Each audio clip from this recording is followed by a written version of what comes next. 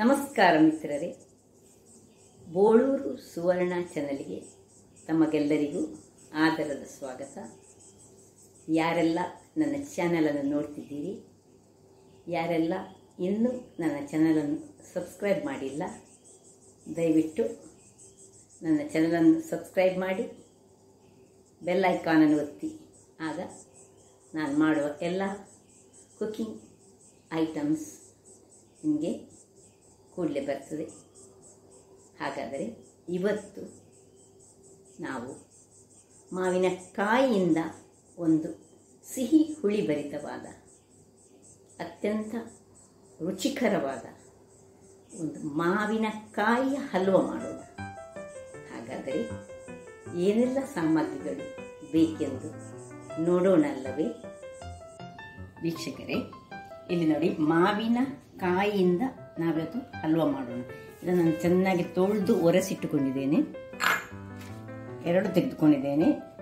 ಇದಕ್ಕೆ ತೋತಾಪುರಿ ಮಾವಿನ ಹಣ್ಣು ಅಂದರೆ ಮಾವಿನಕಾಯಿ ಇದ್ದರೆ ಬಹಳ ಒಳ್ಳೆಯದಾಗ್ತದೆ. ಅದು ತುಂಬ ಹುಳಿ ಇರುವುದಿಲ್ಲ. ಹುಳಿ ಮಾವಿನ ಹಣ್ಣು ತೆಗೆದುಕೊಳ್ಬೇಡಿ, ಮಾವಿನಕಾಯಿ. ಬೆಲ್ಲ ಹುಳಿ ಇದ್ರೂ ಸಹ ತೊಂದರೆ ಇಲ್ಲ, ನಾವು ಸ್ವಲ್ಪ ಹೆಚ್ಚು ಬೆಲ್ಲ ಹಾಕಿದರೆ ಆಗ್ತದೆ.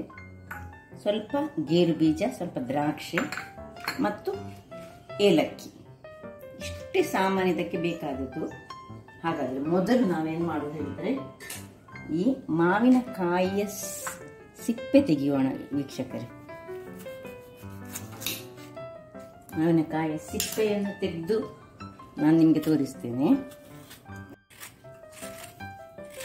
ನೋಡಿ ವೀಕ್ಷಕರೇ, ಎಲ್ಲ ತುರಿದಾಗಿದೆ. 2 ಸಹ ನಾನು ಚೆನ್ನಾಗಿ ತುರಿದುಕೊಂಡಿದ್ದೇನೆ. ನೋಡಿ, ಅಂದರೆ ಸಿಪ್ಪೆ ತೆಗೆದಿದ್ದೇನೆ. ಈಗ ತುರಿಲಿಕ್ಕೊಂಡಿದ್ದನ್ನು ಈಗ ನೋಡಿ,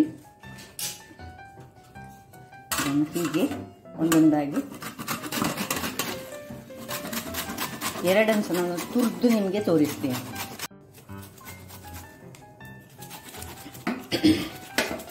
ವೀಕ್ಷಕರೇ ನೋಡಿ, ಇಷ್ಟನ್ನು ನಾನು ತುರಿದಿಟ್ಟುಕೊಂಡಿದ್ದೇನೆ.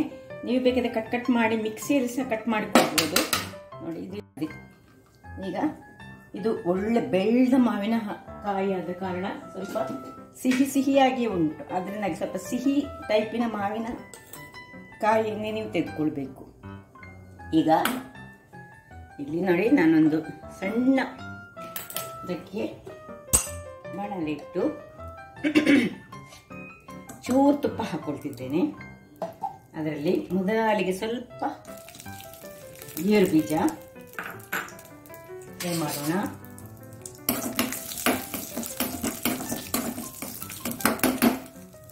ಮತ್ತೆ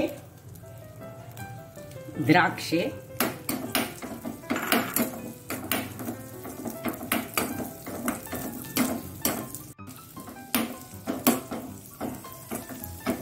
ಇಷ್ಟು ಫ್ರೈ ಆಗುವಾಗ ನೋಡಿ ಸಾಕು. ಇದು ಉಬ್ಬಿ ಬಂದ್ರೆ, ದ್ರಾಕ್ಷಿ ಉಬ್ಬಿ ಬಂದಾಗ ಇದನ್ನು ತೆಗೆದು ಈಗ ಇದನ್ನು ತಣ್ಣಗಾಗಲಿಕ್ಕೆ ಇಡೋಣ.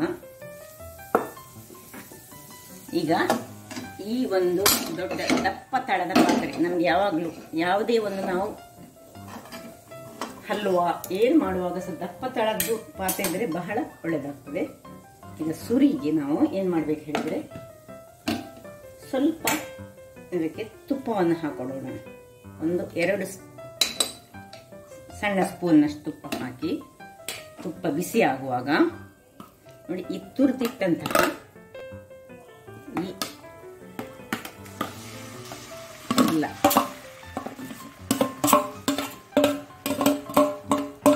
ತೋತಾಪುರಿ ಮಾವಿನ ಹಣ್ಣಾದರೆ ಬಹಳ ಇನ್ನೂ ಒಳ್ಳೆದಾಗ್ತದೆ. ಇದು ಒಳ್ಳೆ ಬೆಳೆದ ಮಾವಿನಕಾಯಿ. ಇದರಲ್ಲಿ ಸ್ವಲ್ಪ ನೀರಿರ್ತದೆ ವೀಕ್ಷಕರಿಗೆ, ತೊಂದರೆ ಇಲ್ಲ, ಅದು ಅದರಲ್ಲಿ ಆರ್ಬೇಕು. ಈಗ ನಮಗೆ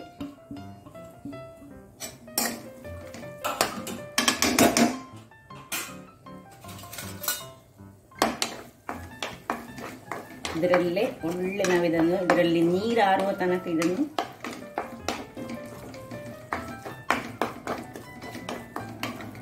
ಆರಿಸಿಕೊಳ್ಳೋಣ, ಫ್ರೈ ಮಾಡೋಣ. ವೀಕ್ಷಕರೇ ನೋಡಿ, ಸಾಧಾರಣ ನಾನು ಇದನ್ನೊಂದು 5 ನಿಮಿಷಗಳ ಕಾಲ ಕೈ ಆಡಿಸ್ತಾ ಇದ್ದೇನೆ. ಸಣ್ಣ ಹೆಚ್ಚು ದೊಡ್ಡ ಉರಿ ಇಡಲಿಲ್ಲ ನಾನು, ಸುರಿಗೆ ಮಾತ್ರ ದೊಡ್ಡ ಉರಿ ಇಟ್ಟದ್ದು. ನೋಡಿ, ಇದು ತುಪ್ಪದಲ್ಲಿ ಇದರದ ಹಸಿ ವಾಸನೆ ಸ್ವಲ್ಪ ಹೋಗುವವರೆಗೆ ಇದರಲ್ಲೇ ನಾನು 5 ನಿಮಿಷ ಚೆನ್ನಾಗಿ ಇದನ್ನು ಇದರಲ್ಲೇ ಇದು ಮಾಡಿದೆ ನೋಡಿ. ಸ್ವಲ್ಪ ಹೀಗೆ ಇದು ಬಿಡುವಾಗ ಇನ್ನೊಂದು ಚಮಚದಷ್ಟು ನಾನು ತುಪ್ಪ ಹಾಕ್ಕೊಳ್ತಿದ್ದೇನೆ. ಸಾಕು, ಇಷ್ಟು ತುಪ್ಪ ಸಹ ಏನು ಇದಕ್ಕೆ ಹೆಚ್ಚು ಬೇಡ. ತುಪ್ಪದ ಪರಿಮಾಣ ಇದರಲ್ಲಿ ಸೇರಿದ್ರೆ ಸ್ವಲ್ಪ ಒಳ್ಳೆದಾಗ್ತದೆ. ಬಹಳ ಸುಲಭ, ಏನು ದೊಡ್ಡ ವಿಷಯವಿಲ್ಲ. ಇದರಲ್ಲಿ ಸಾಮಾನು ಸಹ ಹೆಚ್ಚು ಬೇಡ. Ingredients very less ingredients. ಇದಕ್ಕೆ ಗೇರು ಬೀಜ ಮತ್ತು ದ್ರಾಕ್ಷಿ ಸಹ ಹಾಕಬೇಕಂತ ಏನೂ ಇಲ್ಲ. ನಾನು ಮತ್ತೆ ಸ್ವಲ್ಪ ಹಾಕೊಳ್ತಿದ್ದೇನೆ. ಇದನ್ನು ಖಾಲಿ ಹಲ್ವಾ ಹೇಳಿದೆ. ಇದನ್ನು ಬೇಕಿದ್ರೆ ನಾರ್ತ್ನಲ್ಲಿ ಇದಕ್ಕೆ ಏನೋ ಒಂದು ಹೆಸರು, ಮಾವಿನಕಾಯಿಯ ಗುಳಂಬ ಏನೋ ಹೇಳ್ತಾರೆ. ಇದು ನಾವು ಇಲ್ಲಿ ಹಲ್ವಾ ಅಂತ ಹೇಳಿ ಮಾಡ್ತೇವೆ. ಇದನ್ನು ನಾವು ಬೇಕಿದ್ರೆ ದೋಸೆಯೊಟ್ಟಿಗೆ ಮುಳುಗಿಸಿ ತಿನ್ಬೋದು, ಅಥವಾ ಚಪಾತಿಯೊಟ್ಟಿಗೆ ಸಹ ಮುಳುಗಿಸಿ ತಿನ್ಬೋದು. ಈಗ ನಾನು ಇದಕ್ಕೆ ಸ್ವಲ್ಪ ಬೆಲ್ಲವನ್ನು ಹಾಕೊಳ್ತಿದ್ದೇನೆ ವೀಕ್ಷಕರೇ. ನೋಡಿ,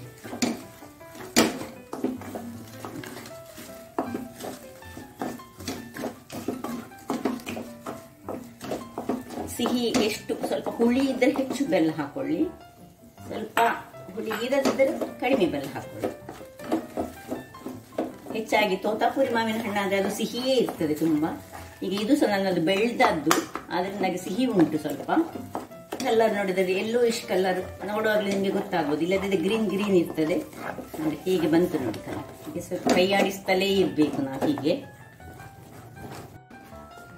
ನೋಡಿ ವೀಕ್ಷಕರೇ, ಬೆಲ್ಲ ಎಲ್ಲ ಕರೆಕ್ಟಾ ಬಂತು ನೋಡಿ. ಇನ್ನು ಈಗ ಒಂದು ಹದಕ್ಕೆ ಬರಬೇಕು. ಈಗ ಇನ್ನು ಸ್ವಲ್ಪ ನಾವು ತಿರುಗಿಸ್ತಾ ಇರುವ ಇದು, ಅದಕ್ಕೆ ದಪ್ಪ ತಳದ್ದೇ ಯಾವಾಗಲೂ ನಾವು ಯೂಸ್ ಮಾಡಬೇಕು, ಇಲ್ಲದಿದ್ದರೆ ತಳ ಹಿಡಿಯುವ ಚಾನ್ಸಸ್ ಇರ್ತದೆ. ಇನ್ನು ಸಹ ಸಾಧಾರಣ ಒಂದು 10 ನಿಮಿಷಗಳ ಕಾಲ ಸ್ವಲ್ಪ ಇದನ್ನು ತಿರುಗಿಸ್ಬೇಕು. ಬೆಲ್ಲ ಅದರಲ್ಲಿ ಒಂದೊಂದು ಪಾಕ ಟೈಪ್ನಲ್ಲಿ ಬರಬೇಕು. ಬಹಳ ಸುಲಭ. ನಿಮ್ಮ ಹತ್ರ ಮಾವಿನಕಾಯಿ ಇದ್ದರೆ ಮತ್ತೆ ಮಕ್ಕಳಿಗೆ ಬಹಳ ಖುಷಿ ಆಗ್ತದೆ. ಒಂದೊಮ್ಮೆ ಹಲ್ವಾದ ರೀತಿಯಲ್ಲಿ ಬರ್ತದೆ. ವೀಕ್ಷಕರೇ, ಈ ಹಂತದಲ್ಲಿ ನಾವು ಸ್ವಲ್ಪ ಉಪ್ಪನ್ನು ಸೇರಿಸುವ. ಯಾವುದೇ ಒಂದು ಸ್ವೀಟ್ ಮಾಡುವಾಗ ನಾವು ಒಂದು ಪಿಂಚ್ ಉಪ್ಪು ಹಾಕಿದರೆ ಅದಕ್ಕೆ ರುಚಿಯೇ ಒಂದು ಬೇರೆ. ಅದರಿಂದಾಗಿ ನಾವೀಗ ಸ್ವಲ್ಪ ಉಪ್ಪನ್ನು ಹಾಕೊಂಡಿದ್ದೇನೆ ನಾನು. ನೋಡಿ, ತಳ ಬಿಡ್ತಾ ಬರ್ತಾ ಉಂಟು. ಈಗ ನಾನು ಇದಕ್ಕೆ ಈ ಗೇರು ಬೀಜ ಮತ್ತು ದ್ರಾಕ್ಷಿ ಹಾಕಿದ್ದನ್ನು ಅದಕ್ಕೆ ಹಾಕೊಳ್ತಿದ್ದೇನೆ. ಇದು ಆಪ್ಷನಲ್, ನಿಮಗೆ ಬೇಕಾದ್ರೆ ಮಾತ್ರ ಹಾಕೊಳ್ಬೇಕು. ಸ್ವಲ್ಪ ಹಾಕಿ ಸ್ವಲ್ಪ ಪಾಕಕ್ಕೆ ಬರ್ತಾ ಉಂಟು ಇದು.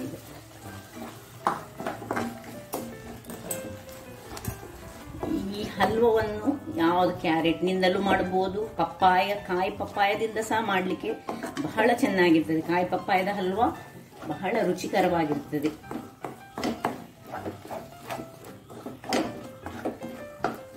ಈ ಆಶ್ ಗಾಡ್ ಇದು ನಾವು ಮಾಡ್ತೇವಲ್ಲ ಅಂತ ಹಾಗೆ ಆಗ್ತದೆ ಕಾಯಿ ಪಪ್ಪಾಯದು ಸಹ. ನೋಡಿ, ಇದು ಸಹ ಬಹಳ ಟೇಸ್ಟಿ. ಮಾವಿನಕಾಯಿಯ ಸೀಸನ್ ನಲ್ಲಿ ಮಾವಿನ ಹಣ್ಣು ಮತ್ತು ಮಾವಿನಕಾಯಿಯಿಂದ ಏನೆಲ್ಲ ನಮಗೆ ಮಾಡ್ಲಿಕ್ಕೆ ಆಗ್ತದೆ ಅದನ್ನೆಲ್ಲ ಮಾಡ್ಬೇಕು ವೀಕ್ಷಕರೇ. ಅಂದ್ರೆ ಆಯಾಯ ಕಾಲದಲ್ಲಿ ಯಾವ್ಯಾವ ಹಣ್ಣು ಸಿಗ್ತದೆ ಅದನ್ನು ಉಪಯೋಗಿಸಿಕೊಂಡು ನಾವು ಮಾಡಿದರೆ ದೇಹಕ್ಕೂ ಬಹಳ ಉತ್ತಮ.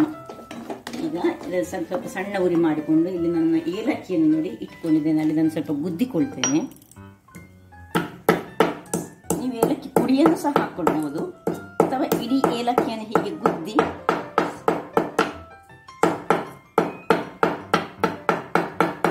ಇದು ಗ್ರೀನ್ ಏಲಕ್ಕಿ, ಬಹಳ ಪರಿಮಳಯುತವಾದ ಏಲಕ್ಕಿ ಇದು.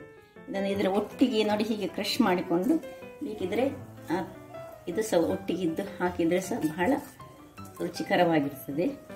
ಅದು ಸ್ಮೆಲ್ ಬಹಳ ಚೆನ್ನಾಗಿರ್ತದೆ. ನೋಡಿ, ತಳ ಬಿಡ್ತಾ ಬರ್ತಾ ಉಂಟು. ಬೇಕಿದ್ರೆ ಇಲ್ಲಿ ಇನ್ನು 1 ಚಮಚದಷ್ಟು ನೀವು ತುಪ್ಪವನ್ನು ಹಾಕೊಳ್ಬಹುದು. ನಿಮ್ಗೆ ಬೇಕಿದ್ರೆ ಮಾತ್ರ, ಏನು ಹಾಕೊಳ್ಬೇಕಂತ ಏನಿಲ್ಲ. ನೋಡಿ, ನಾನು ಸ್ವಲ್ಪ ಈ ಒಟ್ಟು ನಾನೊಂದು ಎಲ್ಲ ಒಟ್ಟು ಸೇರಿದ್ರೆ ಈ ಸಣ್ಣ ಚಮಚದಲ್ಲಿ 4 ಚಮಚದಷ್ಟು ತುಪ್ಪವನ್ನು ಯೂಸ್ ಮಾಡಿದ್ದೇನೆ.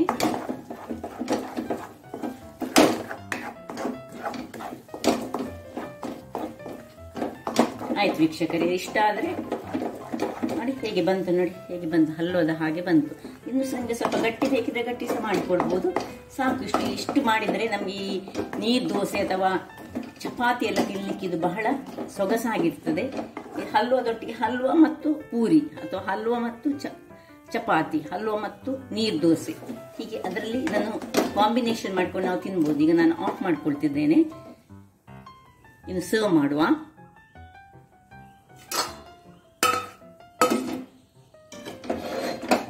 ಬಹಳ ಬೇಗ ಆಗುವಂಥದ್ದು ನೋಡಿ.